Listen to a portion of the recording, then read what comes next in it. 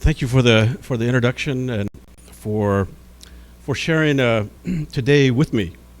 As I think about today, it's been a very good day. A lot of good discussions, good thoughts being expressed, and old friendships renewed and new friendships made. And all in all, it's been a very good day. And as Amy mentioned, I am Navajo. I come from Tuba City by way of Wheatfields. Wheatfields is in the north of Window Rock, about 50 miles. And my clans are Maidishgijni, that's my clan, Coyote Pass clan. And I'm born for Tachitni, the red running into the water people. And my maternal grandfather is Lukatane, the Reet people. And my paternal grandfather is Twittichitni, Bitterwater people. So that's who I am as a Navajo person. And up to the year 2000, I had the great pleasure and honor of working with Joe Kalt here at Harvard. And since then, I've been stationed at University of Arizona in Tucson, where I serve as a senior lecturer for the American Indian Studies program, and also serve as director for the Native Nations Institute for Leadership, Management, and Policy. And the Native Nations Institute is a sister organization to the Harvard Project. And since then, I've been working with Stephen Cornell, who directs the Udall Center for Studies in Public Policy, the other partner in crime. And Andrew Lee asked me to talk a little bit about, before I begin, to talk a little bit about this particular logo. This logo is something that I began working on when Joe was really young. Now he's getting old and gray. And so this is a sort of an art project that I started working on.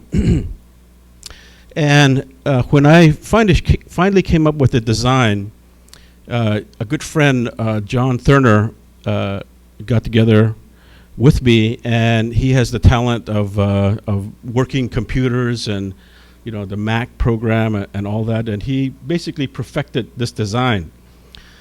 And this particular logo is really about power and strength. It's really about vision. It's really about unity and a sense of direction. And you can see that the eagle is in the center, and you know what the eagle means to many of us as Native people. It's a source of strength, it's a source of vision, and it's really sort of the centerpiece of the Harvard Project on American Indian Economic Development. And you'll see a number of feathers that go around, which represents Native nations throughout Indian country.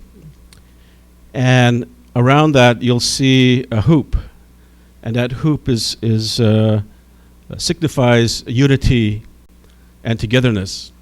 And there's a sinew that wraps around that particular hoop.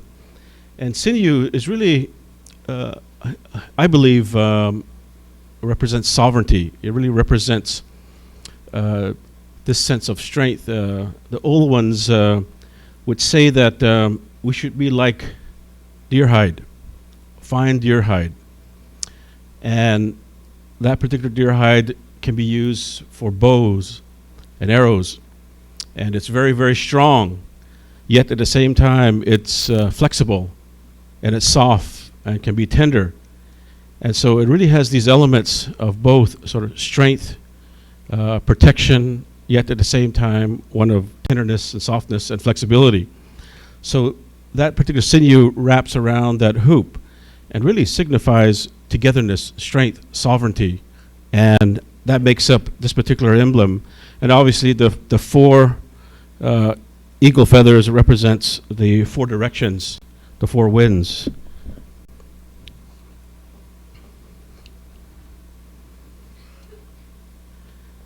Sitting here today and going into a few of the sessions, I've been asked to sort of reflect on this day And I can't help but also recognize that I have relatives here and family members here as well, many of whom I respect highly. And it's really quite an honor also to be in their presence and to know that they are from not only Navajo country, but also from Indian country at large. At the Native Nations Institute at the University of Arizona, I share a joint duty with Joan Tamichi. I'm not sure where Joan is at. She's probably at Harvard Square, right? No, Joan's back there. Joan's back there. Joan and I run the show to the best of our abilities. And Joan comes from the Hopi Nation. And it is not true that Hopis and Navajos don't get along. We get along. I just follow what she says.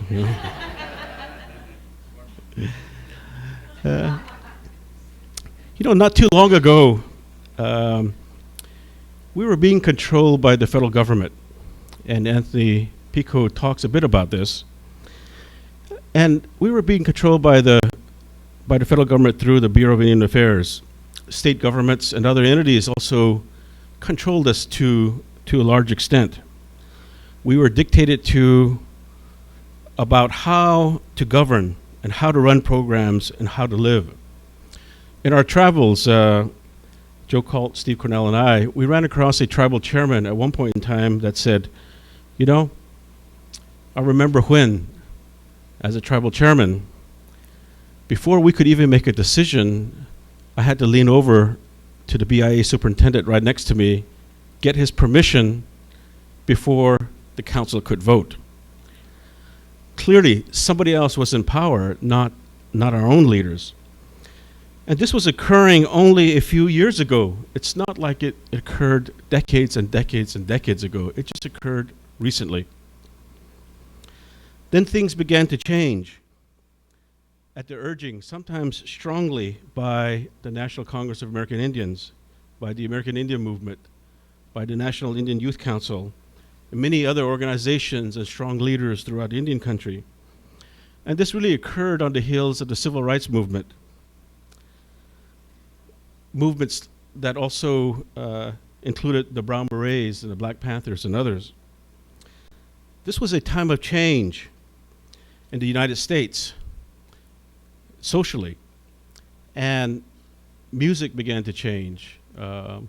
People began to question, who are the Beatles, Who are the Rolling Stones? Who's Bob Dylan? And these were folks that were in the limelight. Peace and love, were stressed amidst the Vietnam War. It was a time of upheaval for some.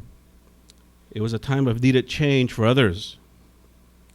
For Native peoples, it was a time for needed change, a change from poverty and control. And we wanted to move toward a better life and freedom.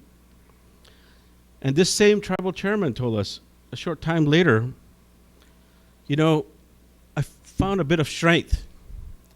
And with the strength, I told the BIA superintendent sitting next to me, well, I really don't want you to sit by me anymore. I want you to move to the end of the table. And so he moved to the end of the table. And I was just a young man at that time. And, somewhat in awe of the American Indian movement. And their message was really a message of sovereignty at all costs. I traveled at that time to Pine Ridge, to Flagstaff, Arizona, to the Childs Ranch, which is outside of Ajo, Arizona, and protested of the injustices that were occurring, the mistreatment that Indian people were going through.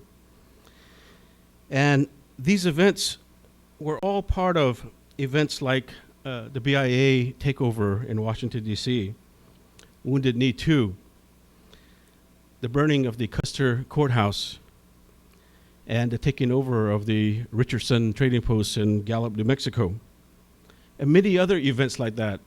It began to change the tide of people's thinking. I even had the distinct pleasure and honor of going to Coachella Valley at one point in time and actually siding with Cesar Chavez and the United Farm Workers. What these events did was begin to change the mentality of many Native peoples from being subjugated to thinking more freely, to thinking about freedom. Remember, this is in the world's greatest nation. This is in the world's wealthiest nation. This is in the country that touts democracy and freedom as the pinnacle of civilization. There really was a change from some outsiders deciding how we should live to the right to determine our own destinies. It was a change from the one model fits all that was being perpetuated by the federal government to the right to think independently according to our own diverse cultural teachings. From an outsider making mistakes and not being accountable to us making our own mistakes and learning from them. From being told how we should govern to designing our own constitutions and governments. This same tribal chairman that had moved the BIA superintendent to the end of the table now was even more courageous. He said to us, he said, at times, we're dealing with issues that we don't want the BIA to know about. So he said, I finally told the BIA superintendent, we don't really want you in here at this moment, so could you please leave? And he left. So you can see the change that occurred ever so slowly, but significant nevertheless. We are currently in the midst of a political resurgence. Finally, in over 500 years, we as Native peoples are in a position to determine our own futures with programs designed by us, not by an outside agency or person. It is in this context that we are seeing these Honoring Nations programs. It is in this context we have wonderful, uplifting stories from Lummi, Chickasaw, Menominee, Zuni, Chicaloon, Navajo, Tulalip, Gila River, Viejas. These stories are a long time coming. They are a testament to resilience of the human spirit, ushering in of justice against tremendous odds. They are a testament to the power of the human will. They are also a testament to the gifts of strength given to us by our elders, by the land, by the mountains, by the rivers, by fire, by rocks, by animals. Lastly, these programs are gifts to those yet unborn. These programs should be our gifts to those yet unborn. I look forward to the time when our young ones, those yet unborn, will say, I'm so glad my leaders developed those programs.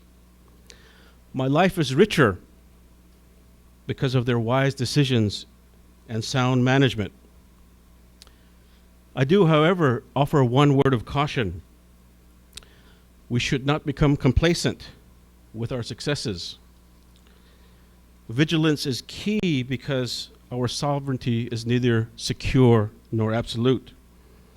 And poverty, poor housing, and other social ills are still with us.